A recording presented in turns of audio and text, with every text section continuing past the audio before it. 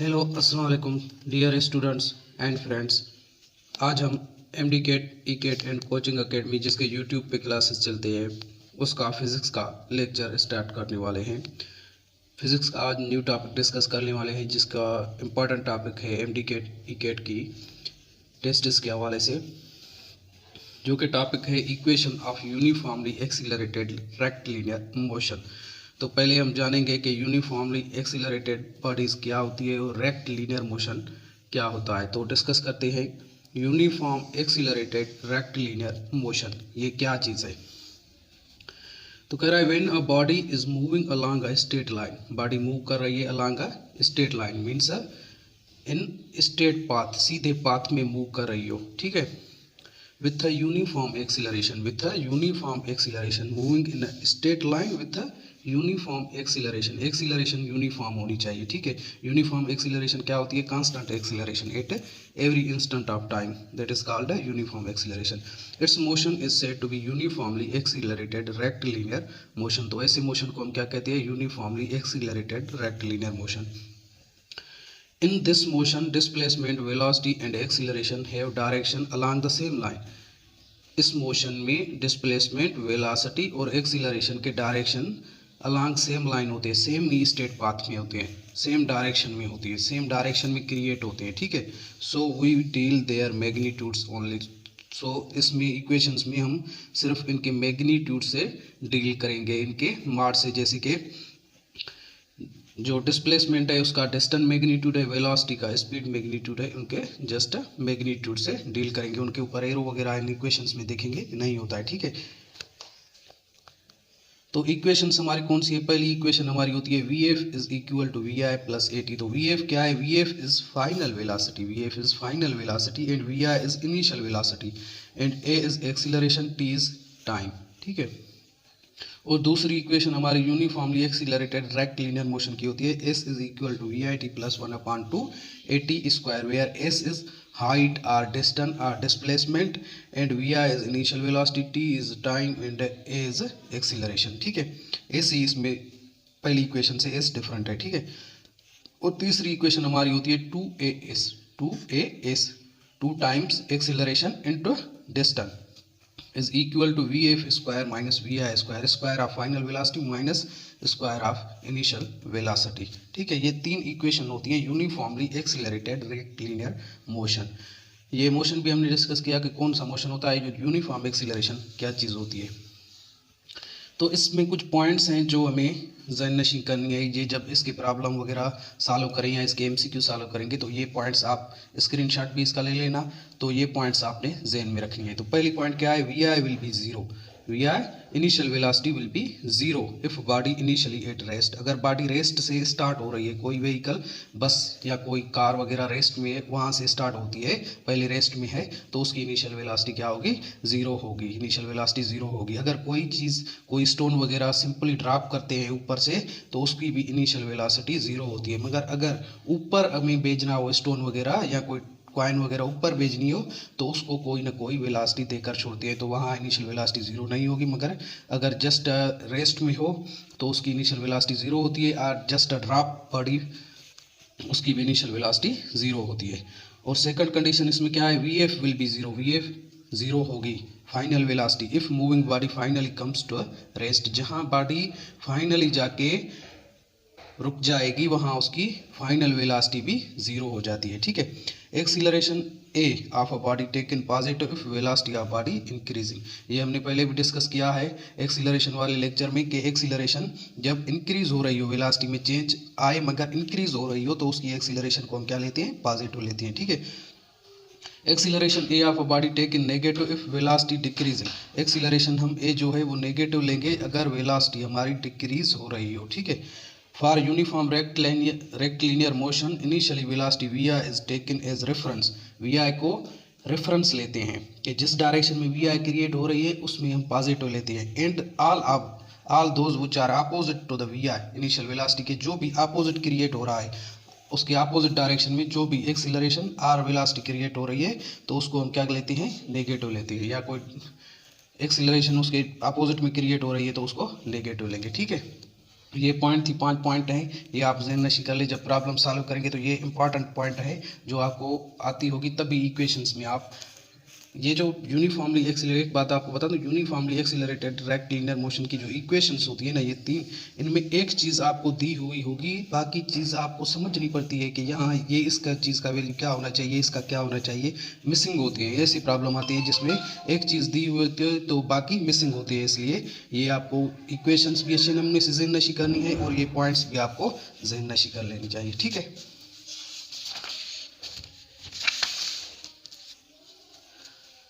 अब जो हमारी अगला है वो है motion under gravity. Motion under gravity इसके रिलेटेड ही है, uniformly accelerated rectilinear motion के motion under gravity. Motion under gravity जो है, एक बात आपको बता दूं कि motion under gravity best example है हमारे इन्वायरमेंट में जो uniformly accelerated rectilinear motion create करता है, ठीक है।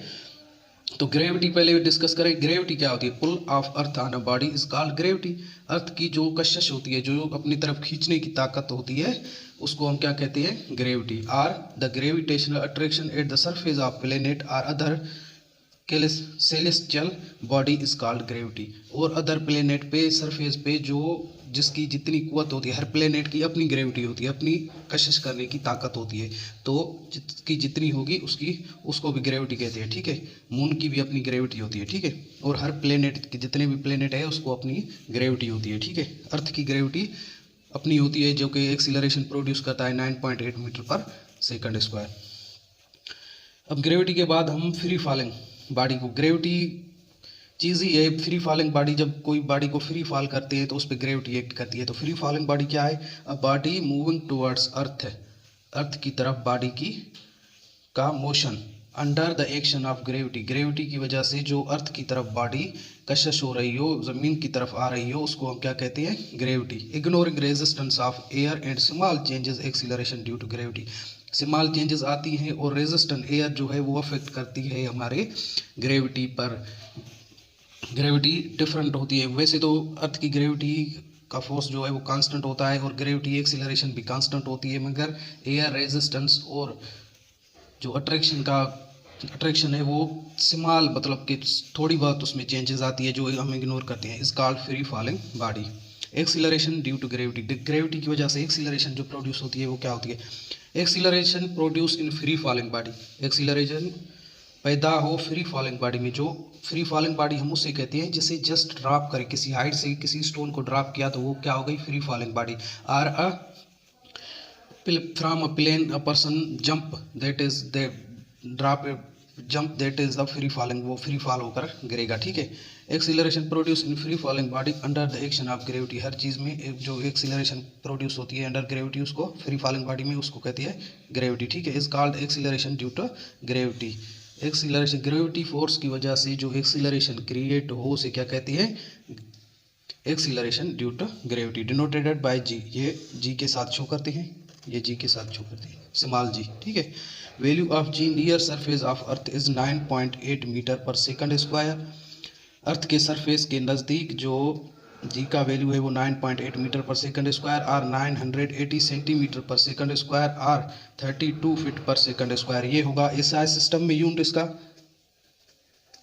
ये होगा सीजीएस सिस्टम में इसका यूनिट, और ये होगा एफपीएस सिस्टम में इसका वैल्यू, सॉरी इसका वैल्यू ये होगा। ये सीजीएस यूनिट है, ये एफपीएस यूनिट है, ये एसआई यूनिट है। तो एसआई में इसका जो वैल्यू है जी का वो 9.8 मीटर पर सेकंड स्क्वायर, सीजीएस में 980 सेंटीमीटर पर सेकंड स्क्वायर और एफपीएस सिस्टम में 32 फीट पर सेकंड स्क्वायर। ये तीनों वैल्यू आपने याद करने हैं क्योंकि एमसीक्यूज में डायरेक्ट ये वैल्यू या इसमें से इस वैल्यू को ऐसे कन्वर्ट करना आपको याद हो तो सिंपली आप जल्दी एमसीक्यूज सॉल्व कर लेंगे, ठीक है। The value of G decreases with distance from the centre of earth. G का वैल्यू डिक्रीज होता है अगर हम सेंटर ऑफ अर्थ से जितना दूर जाएंगे। ये सपोज करें कि अर्थ है हमारी, ये इसका सेंटर है, यहाँ इससे जितना दूर जाएंगे उतना जी का वैल्यू क्या होता जाएगा? डिक्रीज होता जाएगा। यहाँ बॉडी पे यहाँ पे ये कोई बॉडी है तो उस पर जी का वैल्यू कम होगा एज कम्पेयर टू यहाँ बॉडी हो। अगर ये बी पोजीशन है, ये ए पोजीशन पे जी का वैल्यू ज़्यादा होगा और बी पे जी का वैल्यू कम होगा। एक्सीलरेशन ड्यू टू ग्रेविटी नीचे आएगी तो वो कम होगी, बी पे ज़्यादा होगी, और ग्रेविटेशनल फोर्स ए पे ज़्यादा लगेगा, बी पे कम लगेगा, ठीक है। और दूसरी पॉइंट इंपॉर्टेंट कर रहा है, value of G is 0 at centre of earth, centre surface, यहाँ सरफेस पे जी का वैल्यू मैक्सिमम होता है, मैक्सिमम वैल्यू ऑफ जी, पर सेंटर पे, इस सेंटर ऑफ अर्थ पे अगर पहुंच जाएंगे तो वैल्यू जी का क्या हो जाता है, 0 ठीक है। ये भी इंपॉर्टेंट टॉपिक पॉइंट है, ये genetical. Acceleration due to gravity is a vector quantity and it is always directed towards the center of earth. Acceleration due to gravity vector quantity है, acceleration होती है vector quantity है, and it is always directed to the center of earth है। ये हमेशा इसका direction जो है towards the center of earth होता है, मतलब डायरेक्शन इसका कांस्टेंट होता है, एक ही डायरेक्शन में होती है, सेंटर ऑफ अर्थ में ही हमेशा क्रिएट होती है, ठीक है। G is taken as positive when a body is moving towards the centre of earth है। ये नोट कर लें कि जी पॉजिटिव लेते हैं जब बॉडी ऊपर से नीचे आ रही हो, मीन्स के towards the centre of earth आ रही हो, टुवर्ड्स द, यहाँ से यहाँ आ रही है तो यहाँ ए से यहाँ आ रही है, तो ये जी का वैल्यू क्या लेंगे, पॉजिटिव, क्योंकि सेंटर की तरफ। अगर सेंटर से दूर जाए, ऐसे यहाँ से दूर होती चली जाए तो यहाँ ये जो जी का वैल्यू है ऊपर जाए तो जी का वैल्यू क्या होगा, negative. G is taken negative when a body is moving away from the centre of earth, centre of earth से अगर बॉडी अवे जा रही है तो जी का वैल्यू क्या लेंगे, नेगेटिव लेंगे, जी का वैल्यू नेगेटिव लेंगे जब सेंटर ऑफ अर्थ से अवे जा रही हो, दूर जा रही हो, ठीक है। Motion under gravity, motion under gravity क्या है ये डिस्कस करते हैं।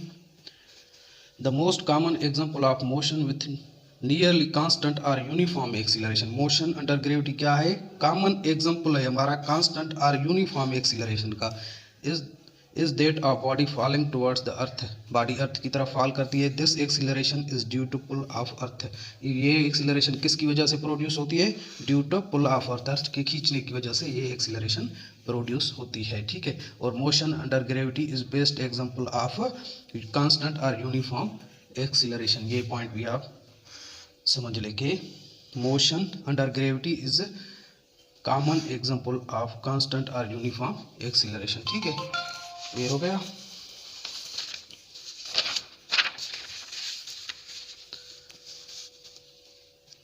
अब such type of vertical motion under action of gravity is good example of uniformly accelerated motion, जो ग्रेविटी मोशन है वो यूनिफॉर्म एक्सीलरेटेड मोशन का ही बेस्ट एग्जांपल है। तो अब इन इक्वेशंस में जो equations of uniformly accelerated rectilinear motion की इक्वेशन जहाँ ए था यहाँ पे, उसकी इक्वेशन जो पढ़ी थी, अब उनमें एक की जगह जी पुट कर लें तो ये क्या बन जाएगा, एक्सीलरेशन ड्यू टू ग्रेविटी तो जी हो जाएगी, ठीक है। तो जी पुट कर लें तो ये इक्वेशंस पहली इस तरह हो जाएगी, V F is equal to we I plus G T, S equal to we I T plus 1/2 G T square, and 2GS is equal to V F square minus V I square, ठीक है। अब इस पे example ऐसे दे सकता है, इस पे ऐसे एमसीक्यू दे सकता है कि किसी भी हाइट से, यहाँ कोई बिल्डिंग है, कोई हाइट है, वहाँ से यहाँ ग्राउंड है, ठीक है, तो वहाँ से कोई बॉडी हमने ड्रॉप की, कोई स्टोन ड्रॉप किया तो ये ऐसे मूव करके यहाँ ग्राउंड को टच करेगा, ग्राउंड तक पहुँचने में सपोज करें कि उसको कितना टाइम लगा, 5 सेकंड। अगर इसको 5 सेकंड यहाँ से यहाँ तक पहुँचने में लगा तो बताएं कि इसकी हाइट यानी कि ये बिल्डिंग कितनी ऊँची है। तो इसको कैसे फाइंड करेंगे, अब आप देखेंगे कि कौन सी इक्वेशन से हम हाइट मालूम कर सकते हैं। तो दो इक्वेशंस है, एस मीन्स हाइट और डिस्टेंस और डिस्प्लेसमेंट, ठीक है। तो दो इक्वेशंस हैं, S is equal to we I T plus 1/2 G T square, 2GS is equal to V F square minus V I square. तो यहाँ देखिए टाइम दिया हुआ है, टाइम इस इक्वेशन में नहीं है मगर इस इक्वेशन में टाइम है, तो टाइम दिया हुआ है तो टाइम यहाँ पुट करेंगे तो हमें ऑटोमेटिकली वैल्यू मिल जाएगा। अगर फ्री फॉल बॉडी हो रही हो तो उसमें याद कर लें कि V I is equal to 0, जो पहले भी डिस्कस हमने किया है, V I will be equal to 0 metre पर सेकंड, और टाइम कितना है, 5 सेकंड, 5 सेकंड टाइम है। तो अब इसको कैसे सॉल्व करेंगे, इसको सॉल्व करेंगे कि h r s is equal to we i 0 into 5 plus 1/2 9.8, downward आ रही है तो ये पॉजिटिव लेके जी, 9.8 इंटू टी स्क्वायर यानी 5 स्क्वायर, ठीक है। तो ये टर्म पूरा 0 हो जाएगा, बाकी H is equal to 9.8 into 25/2, ये डिवाइड में जो 2 हो रही थी यहाँ 2 हो गया, ठीक है। तो h will equal to 9.8 into 12.5, इसको सॉल्व करेंगे, जितना वैल्यू पे आएगा उतने मीटर्स में ये हाइट होगी, ठीक है। तो आप जस्ट कोई स्टोन ड्रॉप करें, कंडीशन ये है कि एयर रेजिस्टेंस कम हो, ऐसी कंडीशन क्रिएट करें तो उसमें से आप इसकी हाइट, किसी भी बिल्डिंग, किसी भी टावर, किसी भी चीज़ की हाइट फाइंड कर सकते हैं। जस्ट स्टॉप वॉच लेकर उसमें टाइम नोट कर लें तो ठीक है। ऐसे भी MCQs आते हैं, ठीक है। अब हम एग्जाम्पल इसका करते हैं कि a ball is thrown vertically upward with a velocity of 29.4 metre पर second, describe the motion of the ball. Ball को ग्राउंड से ऊपर फेंका है किसी भी पॉइंट से, सपोज करें ये पॉइंट ए है जहाँ से ऊपर फेंका है, ये पॉइंट बी पे पहुँचा, सी पे पहुँचा, फिर डी पे पहुँचा, ई पे पहुँचा, फिर एफ, फिर जी, फिर एच आकर ग्राउंड से टच किया, ठीक है। तो इसका पाथ कैसे बनेगा, ठीक है। तो एक चीज़ कांस्टेंट है कि हर सेकंड में ये टाइम यहाँ 0 है, यहाँ 1 सेकंड है, दूसरी पॉइंट पे 2 सेकंड है और तीसरी पॉइंट पे 3 सेकंड है, ठीक है। तो ये अपवर्ड फोर्स है। अपवर्ड में जी का वैल्यू क्या देखते हैं, नेगेटिव। तो ये याद कर लें कि जब भी वी आई इनिशियल वेलोसिटी 29.4 के साथ इसने भेजा है, 29.4 मीटर पर सेकंड के साथ इसने भेजा है, तो इनिशियल वेलोसिटी देखें तो यहाँ से यहाँ तक बी पॉइंट में 1 सेकंड लगता है। तो 1 सेकंड में आप ये भी याद कर लें कि इसमें जो 1 सेकंड में वेलोसिटी होगी वो 9.8 आपने इसमें से माइनस करना है। 20 जो एक्सीलरेशन ड्यू टू ग्रेविटी है उसको इस इनिशियल वेलोसिटी से माइनस करना है। तो यहाँ आपको इस पॉइंट पे वेलोसिटी मिल जाएगी v8b मिल जाएगी, ठीक है। और इस 19.6 होगा, इसमें से 9.8 माइनस करेंगे और बी से सी तक कितने लगे, उसमें भी हमें 1 सेकंड लगेगा, टोटल 2 सेकंड। तो उसमें से भी आप 9.8 माइनस कर लें, तो इस 19.6 से 9.8 माइनस करेंगे तो बाकी आंसर 9.8 ही आएगा, ठीक है। ये ऐसे माइनस होता जाएगा और यहाँ आके 0 हो जाएगी। 0 जब होगी तो VF कंडीशन, इस कंडीशन में VF फाइनल वेलोसिटी यहाँ पे 0 होगी। 0 होगी तो फिर बॉडी ऐसे मूव नहीं करेगी, सीधा आएगी, मगर मैंने ये ऐसे आपको समझाने के लिए इसको एक्सटेंड किया है। तो VF जब 0 हो गई, बॉडी रेस्ट में होगी, फिर फॉल करना शुरू करेगी। तो इनिशियल वेलोसिटी वहाँ पे 0 होगी और आहिस्ता आहिस्ता फिर 9.8 मीटर पर सेकंड के रफ्तार से बढ़ना शुरू होगी। फिर 9.8 मीटर पर सेकंड की रफ्तार से बढ़ना शुरू होगी। यहाँ 9.8 इसमें ऐड करेंगे, 9.8, फिर 9.8 में अगर 9.84 दूसरे ऐड करेंगे तो ये 19.6 हो जाएगी और इस 19.6 में फिर 9.8 ऐड करेंगे तो ये 29.4 होगी। तो ये चीज़ आप याद कर लें कि बॉडी को जिस वेलोसिटी के साथ किसी भी बॉल को ग्राउंड से आपने ऊपर फेंका था, उसी वेलोसिटी के साथ आकर ग्राउंड को टच करेगा। ये आपने याद कर देना है, ठीक है। तो ये उसी वेलोसिटी के साथ टच करेगा, जहाँ यहाँ इनिशियल देके दी थी, यहाँ फाइनल जो है इसकी ये सेम होगी। जिस वेलोसिटी के साथ ग्राउंड से ऊपर फेंका था उसी वेलोसिटी के साथ आकर ग्राउंड को टच करेगा, ये आपने याद कर लेना है, ठीक है। और हर पॉइंट पे वेलोसिटी यहाँ पॉजिटिव होती जाएगी, यहाँ नेगेटिव, मगर हर पॉइंट पे वेलोसिटी सेम होती जाएगी, ठीक है। सेम होगी, यहाँ इंक्रीज होती जाएगी डाउनवर्ड में, यहाँ डिक्रीज होती जाएगी, ठीक है। तो अब ये हमने किया है कि यहाँ जी का वैल्यू कैसे, VF कितना होगा, तो 2 पॉइंट के दरमियान हमने लिया है, इस A से B तक, B यहाँ VF हो जाएगी और ये पॉइंट क्या हो जाएगी, ये VI होगी, या VB इसको कर ले, कोई बात नहीं, कोई टेंशन नहीं, ये VB हो गई, ठीक है, और ये VI हो गई। तो हमारा फार्मूला एक्सीलरेशन का क्या होता है, एक्सीलरेशन होती है VF minus VI upon T। VF minus VI upon T होता है ना, तो यहाँ VF will be VB minus VI will be VA, यहाँ पे जो वेलोसिटी देकर छोड़ी थी, ठीक है। तो इसमें से अगर VF आप फाइंड करना चाहें तो ये जी का वैल्यू अपवर्ड जा रही है तो माइनस 9.8 होगा, 9.8 हो गया, ठीक है। जी का यानी एक्सीलरेशन का, VF माइनस 29.4 VI का वैल्यू या VA का, ठीक है। तो ये इसमें से अगर T का वैल्यू क्या होगा, 1 होगा, 1 सेकंड लग रहा था यहाँ से यहाँ तक जाने के लिए 1 सेकंड, तो उस 1 को यहाँ आकर मल्टीप्लाई किया तो सेम वैल्यू ही रहेगा, माइनस 9.8, VF माइनस 29.4। तो VF will equal to 29.4, positive के यहाँ माइनस यहाँ आ जाएंगे तो पॉजिटिव को हो जाए, ये माइनस के ही रहेंगे, तो ये VF का वैल्यू मिल गया, जहाँ VB इसको कह सकते हैं, तो 19.6 हो गया, ठीक है। और दूसरी पॉइंट पे भी ले लें, फाइनल पे यहाँ ले लें तो वो भी आपको मिलेगा कि जी का वैल्यू कितना आ रहा है, ठीक है।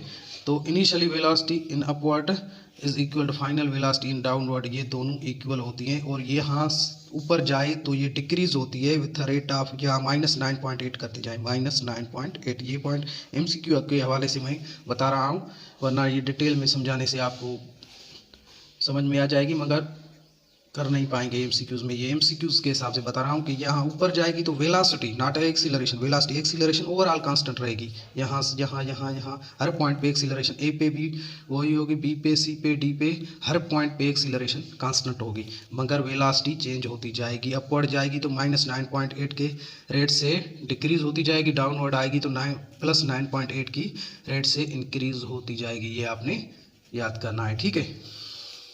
फ्री फॉलिंग बॉडी को अगर अपवर्ड डायरेक्शन में हमने भेजा है तो ठीक है। तो अब तो एक प्रॉब्लम करते हैं, वो भी इंपॉर्टेंट प्रॉब्लम है, ठीक है। तो प्रॉब्लम क्या है, a ball is thrown vertically upward with a velocity of 100 metre पर सेकंड। 100 मीटर पर सेकंड की इनिशियल वेलोसिटी के साथ हमने बॉल को अपवर्ड भेजा है, ठीक है। How high does the ball rise, ball कितना ऊपर तक जाएगा, हाइट कितनी कवर करेगा। How high does the ball rise, ball कितना ऊपर जाएगा, तो ये हाइट हो जाएगी, हाइट RS ये हो जाएगी, ठीक है। ये फाइंड करनी है, A में हमें हाइट फाइंड करनी है, ठीक है। और B में, A में हमें क्या फाइंड करना है, हाइट फाइंड करनी है। How long does it take to reach the highest point, highest point, ये इस पॉइंट पे पहुंचने के लिए इसको कितना टाइम लगेगा, तो ये T हमें यहाँ पे फाइंड करनी है। इसका मतलब T होता है हाउ लॉन्ग डज इट, कितना ड्यूरेशन लेगा, ठीक है। How long the ball remain in air, कितने टाइम तक एयर में बॉल रहेगा, तो ये T हो जाएगी। ये मतलब कि यहाँ तक पहुँचा, फिर यहाँ से नीचे आएगा, टोटल टाइम ऑफ एयर कितना होगा, मतलब ये टाइम प्लस ये टाइम, दोनों टाइम इक्वल होंगे। एक टाइम फाइंड करेंगे, दूसरे को 2 के साथ मल्टीप्लाई करेंगे तो दोनों टाइम मिल जाएंगे, ठीक है।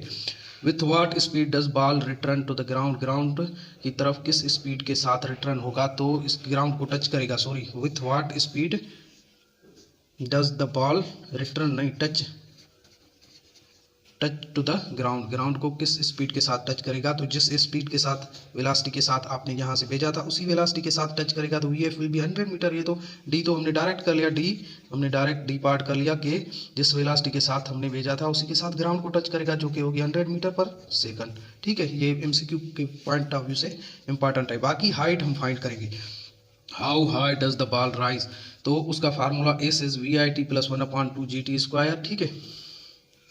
और 2GS plus is equal to VF² - VI, ये दो इक्वेशन से हाइट हम फाइंड करते हैं, दो इक्वेशन इनमें से हाइट फाइंड करते हैं, क्योंकि यहाँ T का वैल्यू नहीं दिया हुआ है, सिर्फ VI का वैल्यू दिया हुआ है, ठीक है। और VF हमने अपने अंदाजे से लगा दिया कि VF यहाँ अगर जहाँ बॉल फाइनल अपनी हाइट पे पहुँचेगा तो VF ऑटोमेटिकली 0 हो जाएगी, तो ये इक्वेशन इस पर इस्तेमाल हो सकती है। तो ये VF, तो इस इक्वेशन, ये थर्ड इक्वेशन है, थर्ड इक्वेशन में S फाइंड ही नहीं कर सकते, तो इन दो इक्वेशन में से S फाइंड करेंगे, ठीक है।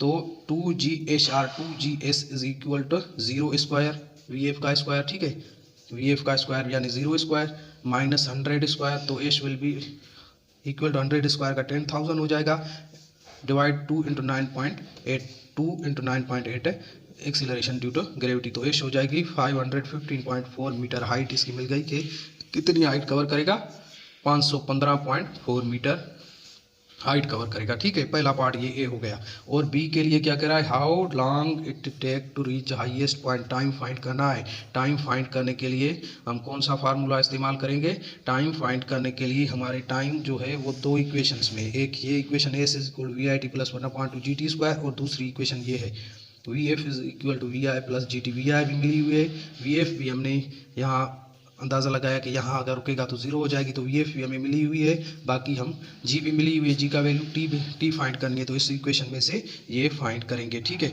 तो ये VF is 0, VI is 100, upward जा रहा है तो एक्सीलरेशन को नेगेटिव लेंगे, ठीक है, -9.8 × T, तो 9.8 यहाँ आ जाएगा, ये 0 है तो इस साइड इक्वेशन क्या आ जाएगा, 9.8, T will be equal to 100, T will equal to 100/9.8, तो T इक्वल टू 10.20 सेकंड, ठीक है। ये पार्ट कौन सा हो गया, ये D हो गया यहाँ पे, ये हमारा हो गया पार्ट A, और ये हमारा हो गया पार्ट बी पार्ट ये हो गया। टाइम कितना ले रहा है एक चक्कर काटने में, अगर हाईएस्ट पॉइंट पे पहुंचकर फिर डाउनवर्ड आए तो कुल टाइम कितना लगेगा वो भी पूछ रहा है। How long the ball remain in air, air में कितना टाइम रहेगा, स्पेस में कितना टाइम रहेगा, वो एयर में कितना टाइम रहेगा, तो वो होगा 2 के साथ 10.20 को मल्टीप्लाई करेंगे तो ये वैल्यू मिल जाएगा 20.40, जो कि हमारा किसका है, सी का।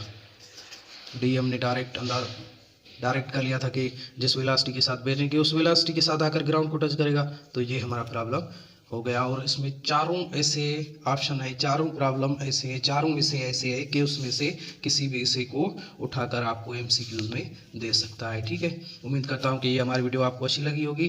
कोई इस वीडियो के रिगार्डिंग कन्फ्यूजन हो तो वो आप हमें कमेंट करके पूछ सकते हैं। इंशाल्लाह अगले वीडियो के साथ आपकी खिदमत में फिर हाजिर होंगे। अल्लाह हाफिज़, टेक केयर।